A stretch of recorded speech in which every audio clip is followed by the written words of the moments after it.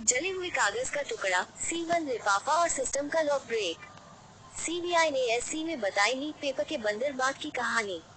NEET UG paper leak कांड मामले में केंद्र सरकार ने सीबीआई जांच के निर्देश दिए थे। सीबीआई ने इस पूरे मामले के कनेक्शन खंगाले और आपस में लिंक जोड़े। उसके बाद संदिग्धों को हिरासत में लिया। पूछताछ में बड़े स्तर पर गड़बड़ियों की जानकारी मिली। पटना से लेकर रांची तक सीबीआई की टीमें डेरा डाले रही और सबूत जुटाती रही। सुप्रीम कोर्ट ने मेडिकल प्रवेश परीक्षा दोबारा कराए जाने की मांग खारिज कर दी है और यह साफ कर दिया है कि नीट यूजी रद्द नहीं होगी।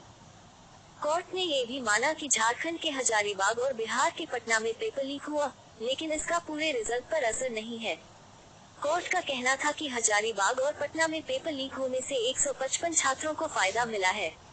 फिलहाल कोर्ट के फैसले के बाद इस पूरे विवाद का पटाक्षेप हो गया है। आइए जानते हैं कि सुप्रीम कोर्ट में कैसे एक सीबीआई अफसर ने पटना हजारीबाग में नीट पेपर के बंदरबाट की पूरी कहानी बताई और जांच एजेंसी ने दावा किया कि ये गड़बड़ी सिर्फ स्थानीय स्तर तक ही सीमित रही। दरअसल नीट यूजी पेपर लीक कांड मामले में केंद्र सरकार ने सीबीआई जांच के निर्देश दिए थे। सीबीआई ने इस पूरे मामले के कनेक्शन खंगाले और आपस में लिंक जोड़े। उसके बाद संदिग्धों को हिरासत में लिया। पूछताछ में बड़े स्तर पर गड़बड़ियों की जानकारी मिली। ताबड़तोड़ गिरफ्तारियां की। पटना से लेकर रांची तक सीबीआई की टीमें डेरा डाले रही और सबूत जुटाती रही ताकि कोर्ट में ये पुख्ता तौर पर साबित किया जा सके कि इस पूरे बंदरबाट में कौन कौन किरदार है और कैसे पेपर लीक की पूरी साजिश रची गई। पेपर कैसे लीक हुआ? सीबीआई के अतिरिक्त निदेशक ने मंगलवार को सुप्रीम कोर्ट को पूरी जानकारी दी। वे कोर्ट के सामने पेश हुए और उन घटनाओं के बारे में बताया कि कैसे जांच एजेंसी के अनुसार नीट यूजी परीक्षा में पेपर लीक को पटना और हजारीबाग में अंजाम दिया गया। सीबीआई के अतिरिक्त निदेशक ने बेंच को बताया कि कैसे जांच एजेंसी ने पटना में जले हुए प्रश्न पत्र के टुकड़े को हासिल किया और पेपर पर यूनिक सीरियल नंबर के आधार पर पाया कि ये पेपर हजारीबाग के एक स्टूडेंट का था। जानिए सीबीआई अफसर ने सुप्रीम कोर्ट में और क्या क्या बताया है। नीट पर सुप्रीम फैसले का सरकार ने किया स्वागत, शिक्षा मंत्री बोले छात्रों से माफी मांगे विपक्ष। नीट पर फैसले से पहले सुप्रीम कोर्ट में दिन भर चली बहस। सीजेआई के सामने रखे गए ये पॉइंट्स। आधे जले कागज पर एक सीरियल नंबर लिखा था। ये एक यूनिक नंबर था जो एलटीए के मुताबिक ओएसएस स्कूल का ही था। सीबीआई हजारीबाग के ओएसएस स्कूल गई और उनसे पूछा कि ये पेपर किस स्टूडेंट्स को दिया गया था। एजेंसी को जानकारी दी गई कि परीक्षा के दौरान ये पेपर वास्तविक कैंडिडेट लड़की को दिया गया था।